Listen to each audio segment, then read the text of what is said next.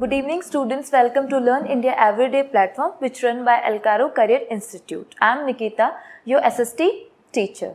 So in previous classes we have read the chapter Power Sharing which is very first chapter of class 10 Civics. तो power sharing के बारे में हमने पढ़ लिया और आज का जो हमारा टॉपिक वो है फेडरलिज्म, जिसके बारे में हम पढ़ेंगे कि फेडरलिज्म क्या होता है, उसकी अलग अलग डेफिनेशंस क्या क्या होती हैं, उसके फीचर्स क्या क्या होते हैं, यूनिटरी सिस्टम क्या क्या होता है, फेडरलिज्म क्या क्या होता है and so on. So let's start. So first, what is the definition और meaning of federalism? As the name of the thing is indicating that federalism ये होता है जिसमें गवर्नमेंट के लेवल्स के बीच में पावर डिस्ट्रीब्यूट होती है, जैसे कि सेंट्रल, स्टेट और लोकल. सेंटर जो है, सेंट्रल गवर्नमेंट अपनी पावर शेयर करती है स्टेट के साथ में और स्टेट गवर्नमेंट अपनी पावर शेयर करता है लोकल गवर्नमेंट के साथ में. इस पूरे सिस्टम को हम कहते हैं फेडरलिज्म और इसी सिस्टम को हम वर्टिकल सिस्टम भी कहते हैं, जो कि पावर शेयरिंग का एक फॉर्म है. तो ये बहुत क्लियर है कि federalism is a form of power sharing. Power को शेयर करने का फेडरलिज्म एक फॉर्म है. So the meaning is very clear that what is federalism, where power is distributed among different level of the government which is central, state and local. तीनों के बीच में जो powers है वो distribute की जाती है, जिसे हम जानते हैं फेडरलिज्म के नाम से. तो आगे बढ़ते हैं. एक होता है आपका फेडरलिज्म सिस्टम और सेकंड होता है आपका यूनिटरी सिस्टम. जो यूनिटरी सिस्टम होता है, यूनिटरी सिस्टम जो है फेडरलिज्म से अपोजिट है. यूनिटरी सिस्टम के अंदर भी सेंटर और स्टेट टू लेवल्स होते हैं, लेकिन जितनी पावर होल्ड करता है वो सिर्फ सेंटर करता है. जितनी भी पावर होती है वो सारी की सारी पावर सिर्फ सेंटर के पास में होती है, स्टेट के पास में कोई भी पावर नहीं होती. इसका हमारे पास एक है फ्रांस और इंग्लैंड हमारे पास एग्जाम्पल है, जिसके अंदर जो सारी पावर है वो सेंटर के पास में है, स्टेट के पास में कोई भी पावर नहीं है. हम बात करेंगे फेडरलिज्म की. एज वी हैव रेड कि पावर्स जो है वो डिफरेंट होती है ऑर्गन के बीच, लेवल्स के बीच में, सॉरी, और हमारे पास इसका एग्जाम्पल है इंडिया. तो this was the definition of federalism where the meaning is very clear कि फेडरलिज्म में पावर डिस्ट्रीब्यूट होती है किसके बीच में? लेवल्स के बीच में. और हमारे पास गवर्नमेंट के 3 लेवल है, सेंट्रल, स्टेट एंड लोकल. उन तीनों के बीच में जो पावर डिस्ट्रीब्यूट होती है उसको हम कहते हैं फेडरलिज्म. यूनिटरी, जहां पर सारा का सारा जो पावर है, जितनी भी अपॉर्चुनिटीज पावर्स है वो सारी एक पर्सन होल्ड करता है. तो वो कौन सी गवर्नमेंट होती है? वो होती है आपकी सेंट्रल गवर्नमेंट, जो कि सारी पावर्स को होल्ड करके रखती है. फिर है आपका फेडरलिज्म, जैसे आप पढ़ चुके हो. तो इसका एग्जाम्पल है हमारे पास में इंडिया और इसका एग्जाम्पल है हमारे पास में फ्रांस और इंग्लैंड. तो जैसे कि हमने फेडरलिज्म की डेफिनेशन पढ़ ली है कि फेडरलिज्म का मीनिंग क्या होता है, यूनिटरी सिस्टम क्या होता है, फेडरलिज्म क्या होता है, उनके एग्जाम्पल्स देख लिए.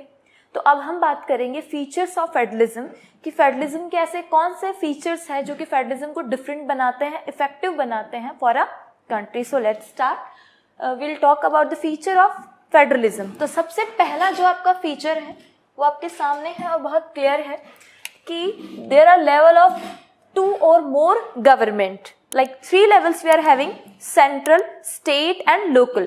तो हमारे पास 2 या 2 से अधिक लेवल होते हैं गवर्नमेंट को. तो ये हमारे पास सबसे इंपॉर्टेंट फीचर है फेडरलिज्म का कि हमारे पास सेंट्रल, स्टेट और लोकल गवर्नमेंट होती है. सेकंड फीचर की बात करेंगे यहाँ पे हम, सेम सिटीजन. हमारे पास में इंडियन सिटीजनशिप है, चाहे हम किसी भी स्टेट में जाएंगे तो हमारी सिटीजनशिप सेम रहेगी. तो ऐसे ही आपका सेकंड पॉइंट कहता है कि different level of the government govern the same citizen. वो सेंट्रल, स्टेट और लोकल उस पर अलग अलग वे से वो उसको जज करेंगे, बट जो सिटीजन होगा वो सेम होगा. बस उसके लिए जो लेवल हो जाएंगे गवर्नमेंट के वो चेंज हो जाएंगे. अगर वो सेंट्रल की प्रिपरेशन करता है, स्टेट की प्रिपरेशन एग्जाम की करता है फॉर एग्जाम्पल, तो वो उसके अकॉर्डिंग उसके रिजल्ट्स आएंगे. राजस्थान में तैयारी करता है तो उसके अकॉर्डिंग, और सेंट्रल की कर रहा है तो उसके अकॉर्डिंग. लेकिन सिटीजन एक ही है, बट जो लेवल्स है वो अलग अलग हो जाते हैं. थर्ड पॉइंट आपका कहता है ज्यूरिसडिक्शन. ज्यूरिसडिक्शन का मतलब होता है एरिया ऑफ कंट्रोल. ज्यूरिसडिक्शन का मीनिंग होता है एरिया ऑफ कंट्रोल.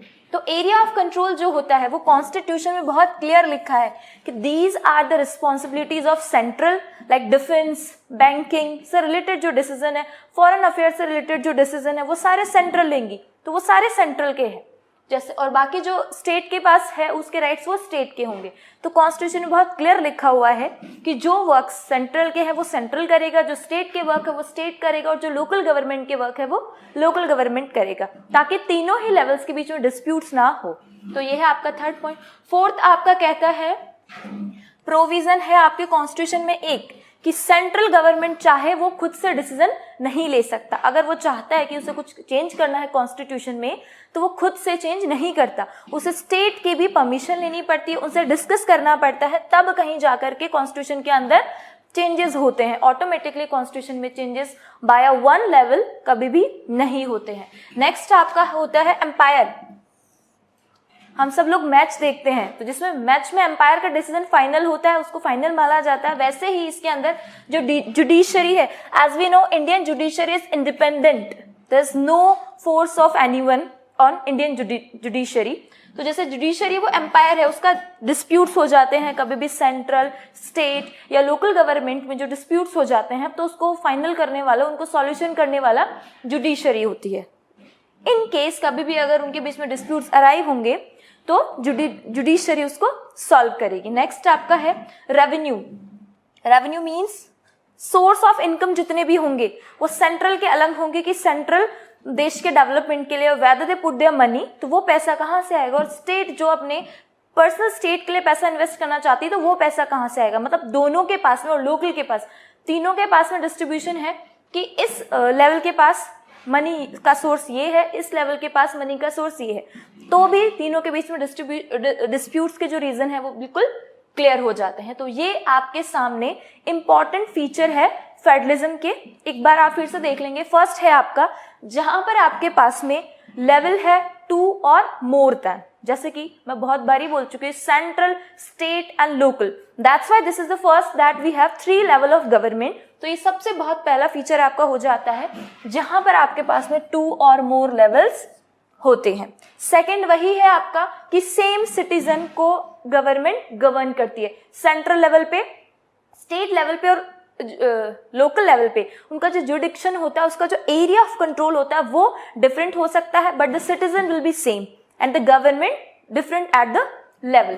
थर्ड आपका कहता है, आपका जो कॉन्स्टिट्यूशन है उसमें बहुत क्लियरली लिखा हुआ है कि these are the duty of this one, these are the duty of this one, तो दे विल फॉलो दिस, और उनकी रिस्पॉन्सिबिलिटीज भी बहुत क्लियर लिखी हुई है, तो उसके अकॉर्डिंग वो काम करते हैं। नेक्स्ट है आपका चेंजेस। अगर कॉन्स्टिट्यूशन में किसी को करना है, एग्जीक्यूटिव को जो भी है, तो वो खुद से डिसीजन नहीं ले सकता, उनको परमिशन लेनी होती है अपने स्टेट की, स्टेट गवर्नमेंट अगर सेंट्रल को डिसीजन लेना है तो। नेक्स्ट है आपका एम्पायर की जुडिशरी होता है, वो एम्पायर की तरह एक्ट करता है। Judiciary act as an umpire, वो फाइनल डिसीजन होती है। Sometimes when central and state government have issues, they have disputes और conflict over something, then judiciary is there to sort out the problem और to dissolve the issues whatever they are.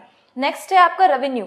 Like central, state और local जो भी है, तीनों के बीच में सोर्स ऑफ इनकम एकदम क्लियर है कि सेंट्रल गवर्नमेंट के पास इनकम का सोर्स क्या है, स्टेट गवर्नमेंट के पास इनकम का सोर्स क्या, लोकल, और everything is written in the constitution, so nobody can change it. कोई अपने अकॉर्डिंग नहीं कर सकता क्योंकि कॉन्स्टिट्यूशन में एकदम क्लियर ये सारी चीजें लिखी हुई है। तो ये थे हमारे कुछ इंपॉर्टेंट फीचर फेडरलिज्म के। नेक्स्ट क्लास में हम बात करेंगे what are the other feature of federalism. Thanks for watching.